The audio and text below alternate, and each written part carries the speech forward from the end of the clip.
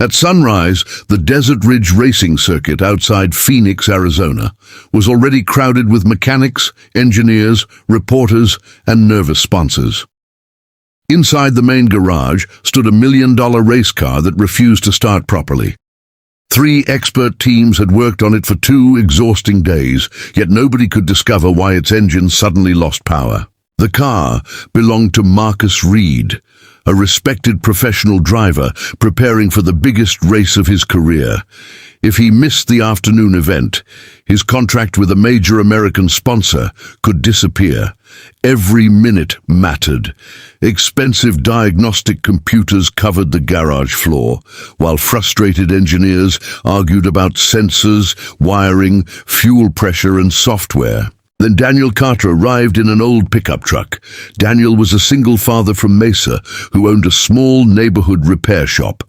His toolbox was scratched, his work shirt was faded, and his hands carried years of grease. Compared with the highly trained specialists around him, he looked completely ordinary. One engineer laughed when Daniel introduced himself.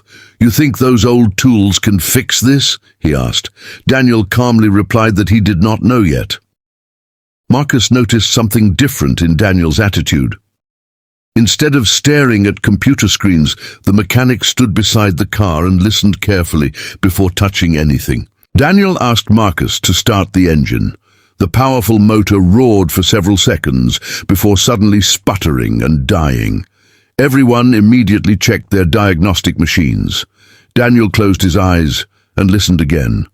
He asked Marcus to repeat the process, then requested that the engine be revved slowly instead of being pushed aggressively. For the next 12 minutes, Daniel examined the vehicle without removing major components. He checked the battery connections, inspected the fuel lines, and gently moved several wiring harnesses. Finally, he noticed one cable near the electronic fuel system moving slightly whenever the engine vibrated.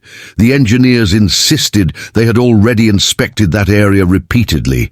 Daniel did not argue. He borrowed a flashlight and carefully examined the connector beneath the cable. Everything appeared normal until he pressed it gently. The engine immediately stumbled. Daniel smiled quietly. Inside the connector, a tiny crack had allowed the electrical connection to weaken whenever the car experienced intense vibration during high-speed driving. One engineer insisted that the cracked connector could not possibly explain everything. Daniel agreed and continued testing. He discovered that the electrical interruption was confusing the vehicle's control system, which then reduced fuel delivery automatically.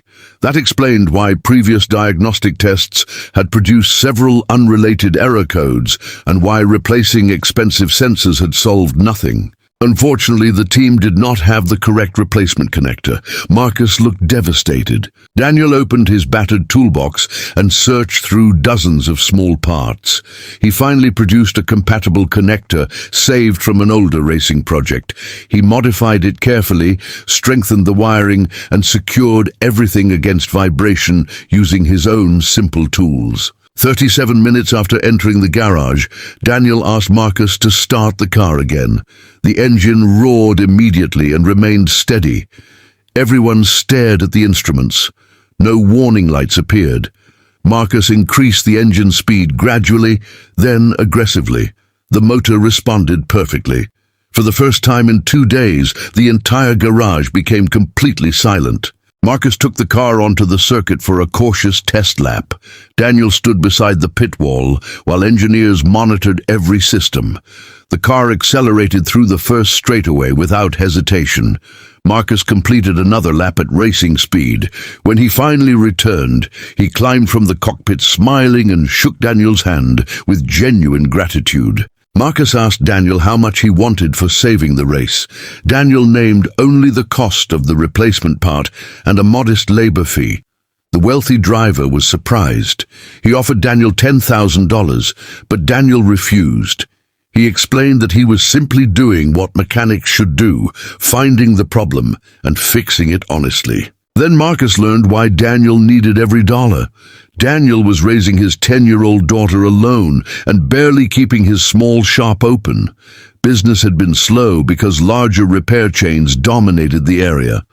Marcus offered him something Daniel had never expected, a paid position helping the racing team and teaching young mechanics practical diagnostic skills. Daniel accepted, but only after ensuring he could continue caring for his daughter.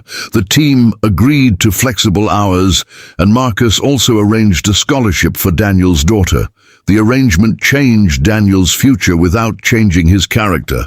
He still arrived early, still worked carefully, and still treated every ordinary customer with respect. That afternoon, Marcus entered the Desert Ridge Championship race.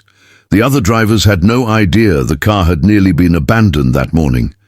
Daniel watched from the garage as Marcus took the starting position. When the green flag dropped, the engine screamed across the Arizona track, carrying both the driver and the mechanic's hard-earned second chance. Marcus eventually finished second, but he called it the most important race of his career.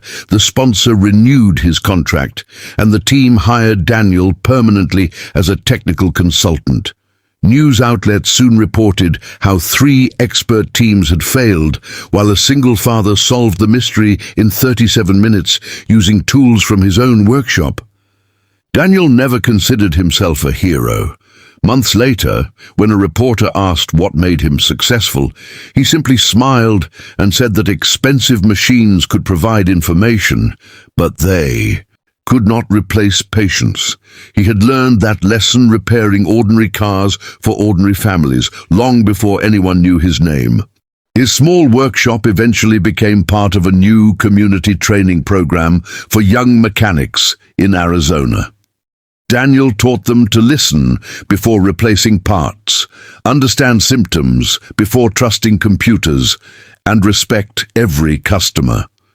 His daughter often visited after school, proudly watching her father teach skills that had once seemed invisible to everyone. Years later, Marcus still kept the repaired connector inside a small display case in his racing garage. Whenever someone asked about it, he told them the story of the single father who arrived with an old toolbox and solved an impossible problem. The lesson remained simple. Never underestimate experience, determination, or a person willing to try.